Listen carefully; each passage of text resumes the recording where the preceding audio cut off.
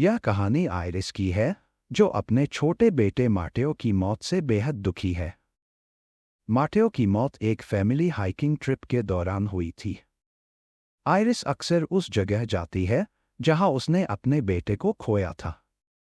वहां वो बहुत उदास होकर चट्टान से कूदने का सोच रही होती है। तभी वहां रिचर्ड नाम का एक आदमी आता है।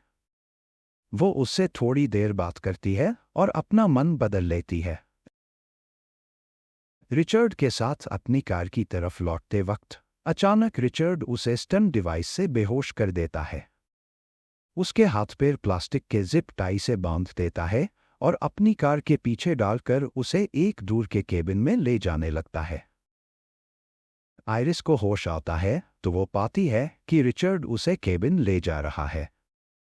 वो कहता है कि उनके पास पूरा वीकेंड है। आयरिस अपनी जेब में रखे छोटे चाकू से अपने हाथ की टाई काट लेती है और रिचर्ड पर हमला करती है। उनकी कार दुर्घटनाग्रस्त हो जाती है।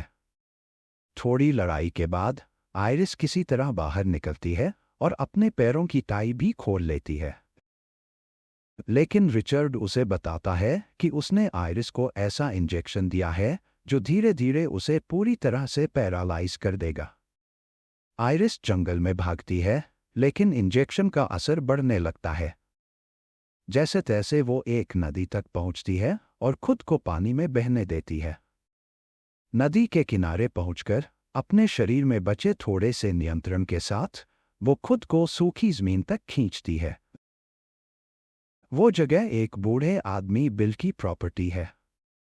बिल उसे अपनी लॉन मोवर चलाते हुए देखता है। आयरिस अपनी आंखों से इशारे करके एक बार पलक झपकाना हाँ, 2 बार झपकाना नहीं, बिल से बात करती है। बिल उसे अपने घर ले जाता है और 911 कॉल करने ही वाला होता है कि रिचर्ड वहां आ जाता है। इस बार वो अपना नाम एंड्रयू बताता है और कहता है कि वो अपनी पत्नी को ढूंढ रहा है। बिल को रिचर्ड पर शक होता है, इसलिए वो आयरिस का जिक्र नहीं करता, जो सोफे के पीछे छुपी होती है। लेकिन रिचर्ड बिल पर हमला करके उसे मार देता है और घर में आग लगा देता है।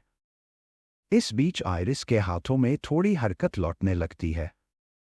वो खिड़की के पर्दे का डोरी खींचकर रिचर्ड को अपनी मौजूदगी का एहसास कराती है। रिचर्ड उसे घर से बाहर निकालकर बिल के ट्रक में डाल देता है और वहां से निकल जाता है।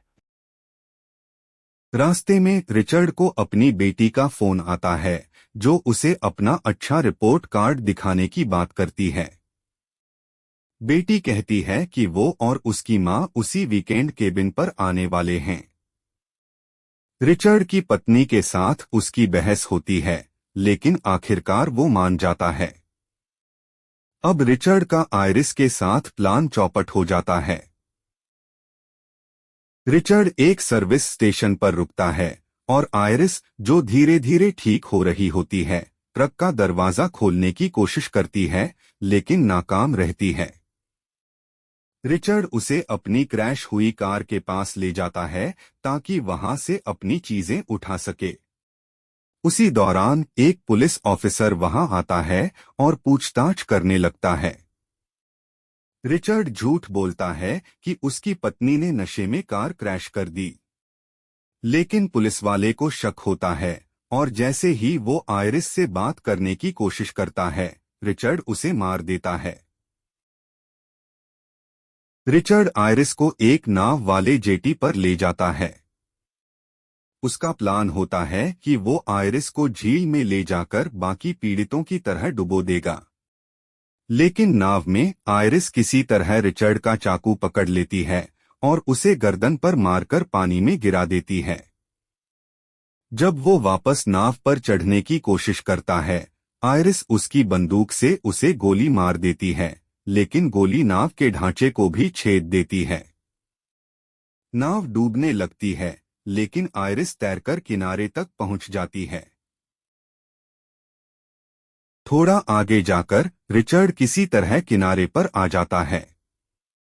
आयरिस उसके पास जाती है, जो अब मरने वाला होता है, और उसे धन्यवाद देती है। उसकी इस लड़ाई ने उसे दोबारा जीने की वजह दे दी थी। अगर आपको ये फिल्म पसंद आई हो तो कृपया हमारे चैनल को लाइक, शेयर और सब्सक्राइब करें। और ऐसी और फिल्में देखना चाहते हैं तो कमेंट करके ज़रूर बताएं।